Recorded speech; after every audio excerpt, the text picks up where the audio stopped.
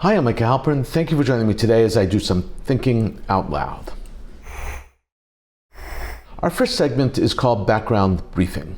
The first thing I've been thinking about is the unrest in Iran. Everyone is talking about and asking about Iran, and I'm truly dumbfounded at how little our so-called experts understand. It's hard for the Western mind to understand what is happening in today's Iran. That I understand, but experts should know better. We see Iran through our own blurred, occluded, and totally out of focus eyes. Protests are not new in Iran. Since 1979, when the Shah was deposed and an Islamic state was imposed, Iran has put down numerous rebellions and squelched them masterfully. None have succeeded in bringing about regime change. And while there is a chance of success this time, it will be an Iranian-style success, not a Western world success. For a rebellion to succeed, for the current regime to be overturned, it will require much more than protests, much more than simply protests. No matter how many protests, no matter how many protesters, and no matter the number of places in which those protests take place, overturning the regime requires more. The Islamic State of Iran's primary role is to defend itself, and then to govern. Religious and military leadership is the backbone of the state. In other words, there must be, I repeat, there must be not merely the participation of, but significant defection from the state apparatus, from the religious and the IRGC, military segments. Even if protest participation reaches 5 to 10% of the entire population, that means about 5 to 10 million Iranians, protests will not sway Iran's authoritative regime, the government, to resign. It's simply the case. Actually, to Western eyes, the present-day protests look encompassing and effective. Other than to be an annoyance, they really have no impact on the regime. They may, however, possibly influence national religious leaders and popular IRGC commanders to abandon the regime and swing to the side of the revolutionaries. Defection of the elite leaders is one of the most essential goals to achieve change in Iran. More protesters will not lead to the fall of the Islamic regime. Neither will more martyrs. The regime has designed an algorithm of successfully executing the right number of people in public as a tool of intimidation. They have figured out exactly how many to arrest and release in order to frighten the masses to not joining the rebellion. It's a mathematical calculation, and it is very effective. What the regime will not perpetrate, they will not perpetrate massive executions, which would trigger U.S. involvement that President Trump has warned and promised. International outrage and isolation already exist against Iran, and neither sways nor influences the regime. So too with moral and legal delegitimization against Iran. These already exist, and they do not have any proven or very little proven influence on Iran policy, certainly not on regime change. While these protests in Iran are an excellent start, they are only a start. To have true change and a real revolt, there must also be economic crisis. Now here's the problem. While the economic crisis is primary, there are no unions in Iran. Because there are no unions, there can be no internal shutdown of the economy to force change. If all Iran's industries, transportation, energy, food, police, fire, safety, army, education, health, were to strike, that would put tremendous pressure on the leaders and a death blow to the regime, forcing the Ayatollah most probably to flee. But there is no one to organize such strikes because there are no unions. There's no organized work system. Another essential element for a successful revolt must be a call to change the existing regime by military, political, and religious, financial, and business leadership. Without it, there can be no revolt. A change in regime is not about college students. It requires people of power to step up and challenge establishment and establish leadership. And it requires the military and police and religious leaders. It requires that the Iranian police, the IRGC, and the Bajij, Iran's paramilitary group, often seen in civilian clothing, to disobey direct commands and not crack down on protesters when publicly ordered to do so. It is essential that the internal security mechanism crumble. When policing on the ground sides with the protesters, or at least refuses to crush and brutally assault them, the tide will turn. But not before Iranians do not want, and this is important, they do not want to be like Syria and Iraq. They're resistant to creating a situation of anarchy and a power vacuum. While they want change and revolt, they do not want change at any cost. They have seen what has happened in the neighborhood and learned from their lessons. An added looming challenge to the successful rebellion in Iran is the failure of a clear successor to the Ayatollah. It is an issue that weighs heavily on commanders who may otherwise move to support the rebellion. They're asking themselves several questions. First, if the rebellion is successful, where will I stand? Next, if it fails, where will I be? Choose the wrong side, and they and their entire family will be executed, probably publicly, and their entire family name and reputation will be totally besmirched for generations. The Ayatollah regime has mastered the art of cracking down on protests. They intimidate and threaten. They shut down the internet and satellite communications, making it extremely difficult, if not impossible, for the leaders of the protest movement to organize and send messages. Elon Musk's Starlink satellite hookups help, but Iran is still blocking, arresting, and confiscating. Iran will use live ammo to put down protests, especially in outer areas, especially the Kurdish areas. They will kill, but not indiscriminately.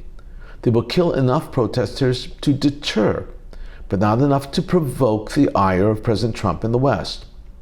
And they will arrest tens of thousands, 20,000, 30,000 of their citizens. We don't know what will happen next in Iran. What we do know is that Iran is now countering the protests. Coming up next, points of view. First up is a column from Ynet. They're both from Ynet, actually. And it was published on January 7th, 2026. And it's entitled, "There is No Future for Jews in the United Kingdom." Subtitled, Opinion, "A deeply rooted Jewish community that built institutions, careers, and identity now feels betrayed as anti-Semitism surges, security erodes, and many conclude their future in Britain is running out." It's authored by Samuel Hayek, a senior leader of British Jewry.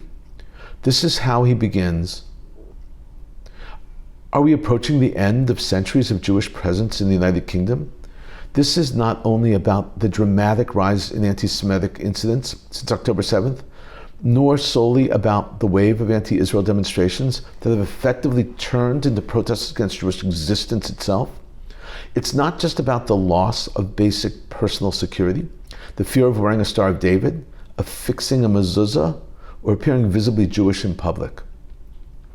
All of these are symptoms of a far deeper and more troubling process, a seismic shift that is eroding foundations built over centuries. British Jewry is a deeply rooted community, third, fourth, fifth generation, that built careers, communities, institutions, and embraced British identity in the most intimate way. Today, many feel betrayed and are reaching a painful conclusion. Their future in the kingdom is fading. According to a survey by British group Campaign Against Anti-Semitism, for the first time in a decade, a majority of British Jews no longer see a future in their country.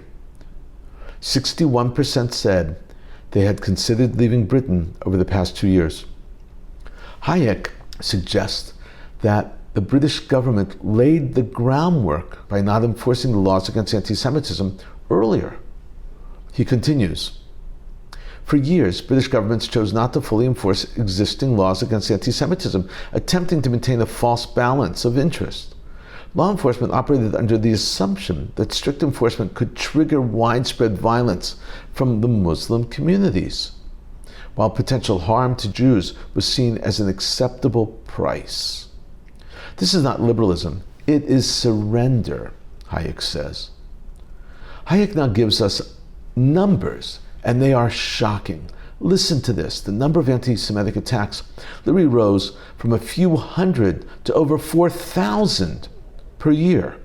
Hayek writes, the numbers speak for themselves. In 2023, Britain recorded a historic high of 4,296 anti-Semitic incidents. According to the Community Security Trust, the trend continues in 2024 with 3,528 incidents.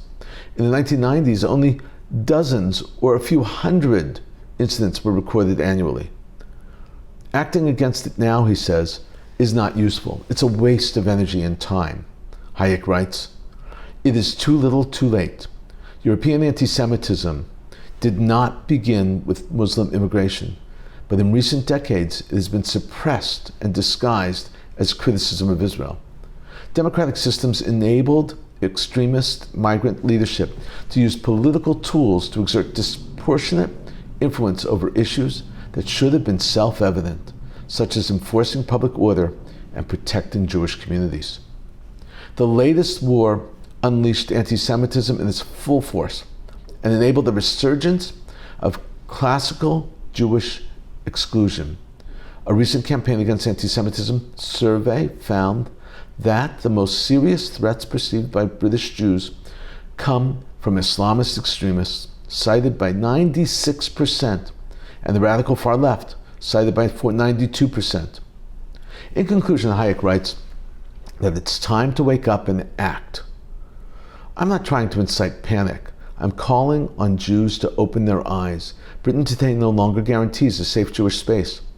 Those who convince themselves this is a passing wave and choose to wait it out risk repeating the mistakes of the past. Sometimes leaving in time is not an act of panic, but the fine line between warning ignored and lives saved.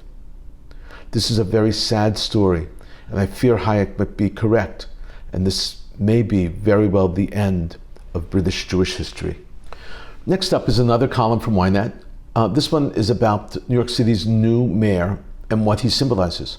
It was published on January 5th, 2026, and it was written by Asaf Mayadani. It's entitled, "Mamdani's Inauguration is an Indictment of Liberalism."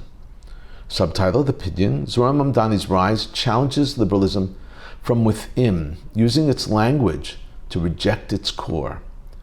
As 2026 elections near, Israel must craft a new inclusive civics vision or risk deeper division and democratic decay. It is a short, pithy column. This is how he begins. The swearing in of Zohran Mamdani as mayor of New York has prompted a wave of analysis that almost reflexively frame his rise as another victory for pluralism, multiculturalism, and opposition to neoliberalism. To many, it appears a natural civic outcome, a global, multi-ethnic, expensive, and unequal city choosing a candidate who promises a right to the city and pledges to defend the vulnerable. But this reading misses the point. Mamdani's election was not a vote for a new liberal vision, but first and foremost a vote against Trumpism in its elitist form, against what many minorities view as a hypocritical liberal elite. He explains that Mamdani is not liberal. He merely couches his extremism in liberal terms. He puts it this way: Mamdani built his campaign as an almost total negation of Trump, anti-nationalist, anti-capitalist, anti-Israel, anti-Netanyahu, anti-enforcement, anti-establishment. Yet this antithesis functioned largely as a smokescreen. Behind the universalist rhetoric lay a deeper impulse, an identity-based cultural claim inherited from his father, the academic Mamdani, that has grown disillusioned with the possibility of genuine integration into the liberal American ethos and now seeks to undermine it from within, step by step. In conclusion, Mayadani, the author, writes, Zohran Mamdani raised his head, but did so in a radical way, as an indictment of liberalism, not a continuation of it. While using liberal narratives, Israel must take heed of the lesson of the 2026 elections. It must formulate a discourse of genuine reconciliation, not patronizing, not instrumental, but one that truly recognizes the other as a full partner, the Arab and Mizrahi, ultra-Orthodox and conservative. Otherwise, the outcome is clear: further division and the erosion of what remains of Israeli democracy. Thank you, Asaf Mayadani, for your insight, for the perspective, and for a better understanding of New York City's new mayor. Coming up, commentary through cartoons, where pictures tell the story. I want to show you 3 posters today, and then some cartoons, a meme and a tweet. I'm certain that you all remember the poster wars, where posters of the hostages were posted and then ripped down, and then counter posters that supported Hamas went up. According to Glenn Richter, my stalwart hero and one of the greatest Jewish organizers, defenders, and advocates of our day, it appears that a new form of poster war is emerging. Since Mamdani assumed his mayoralty on January 1st, 2026, new posters and counter posters have appeared. It is not absolutely clear that it started on January 1st. It could have been a week or 2 before, with the advent of the swearing in, of course.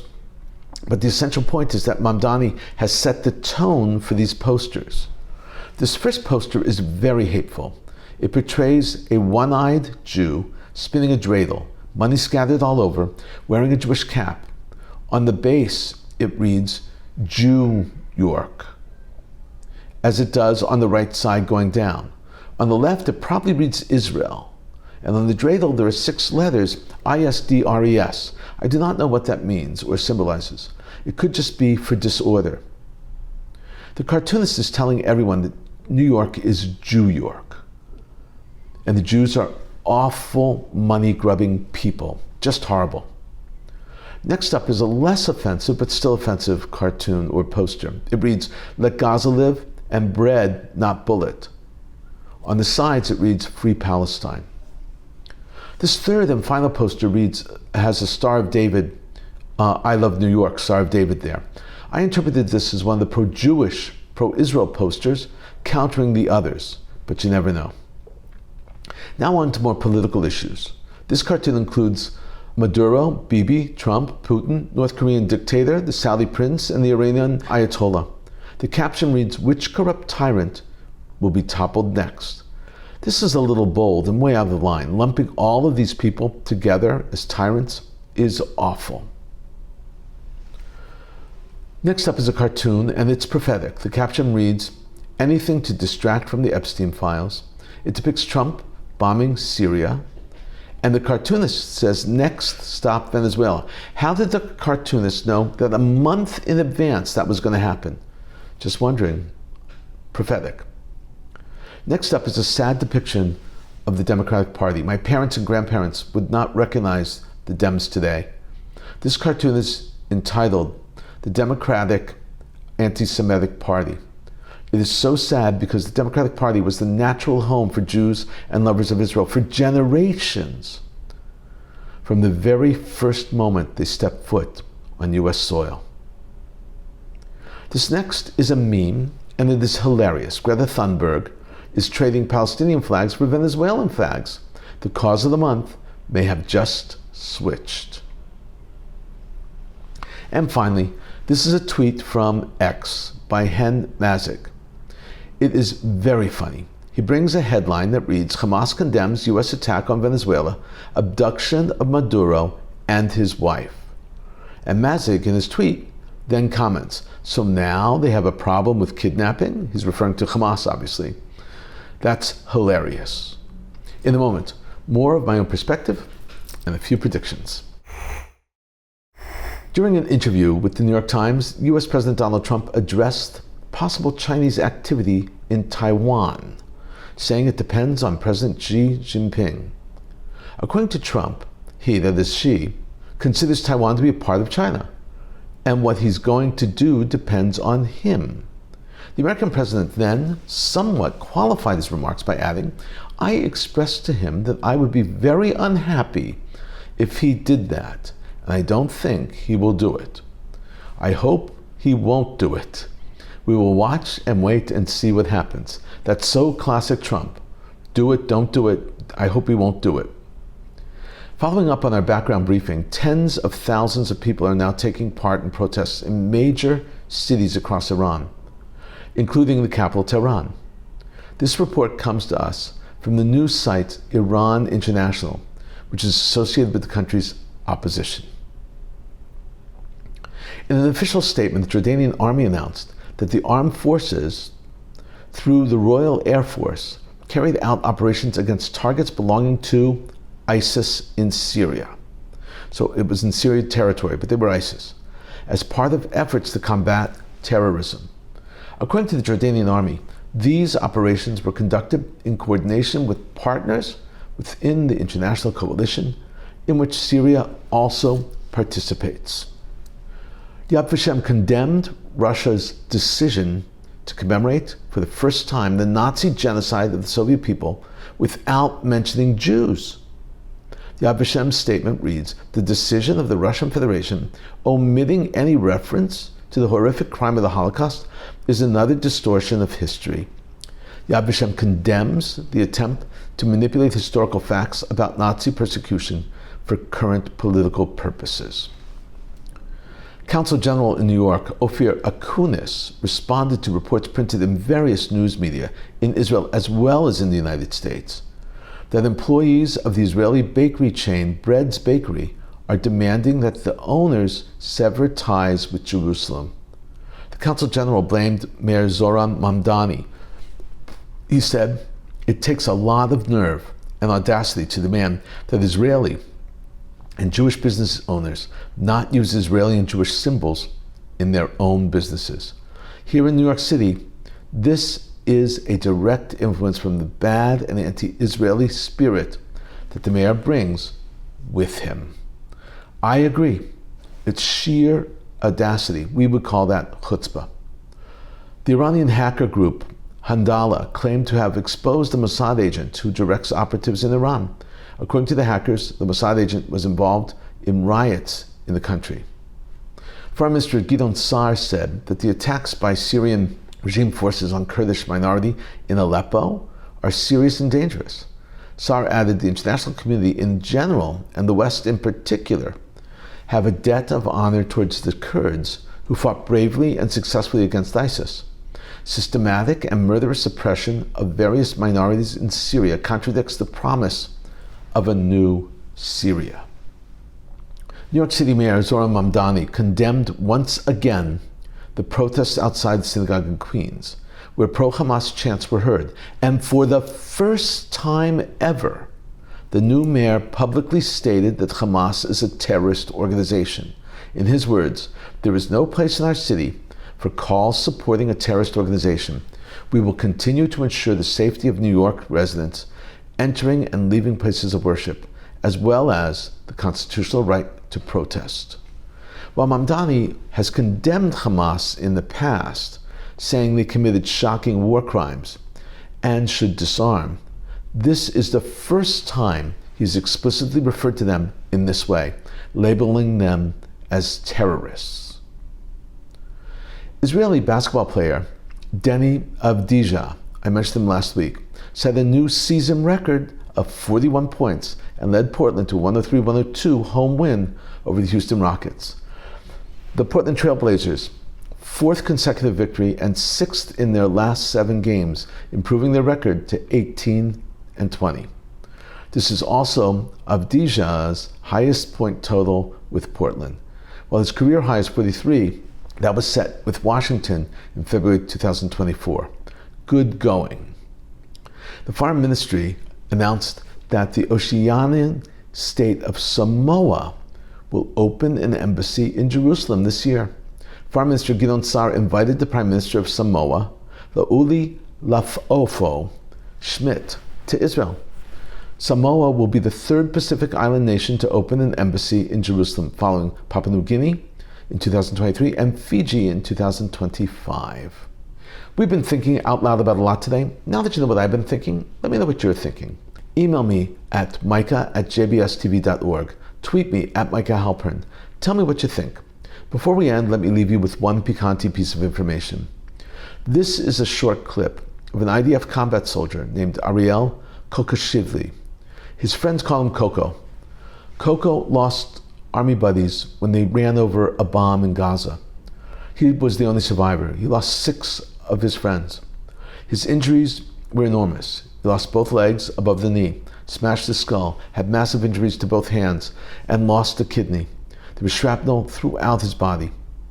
An amazing person. He has not lost hope, nor has he stopped fighting. Here he is sparring. What an inspiration. How these young people continue with such power, such strength, such positive outlook on life inspires us all. Watch this video.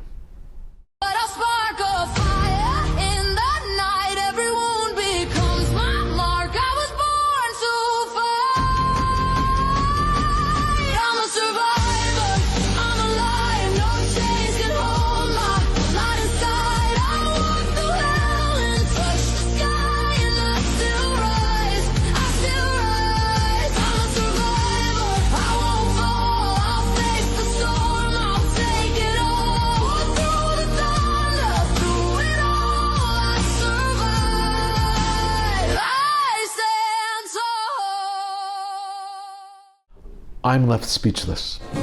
Thank you for thinking out loud with me, Micah Halpern. Let's think out loud again next week on JBS. Giddy up, giddy up, giddy up. Nothing can catch her, nothing can touch my 409.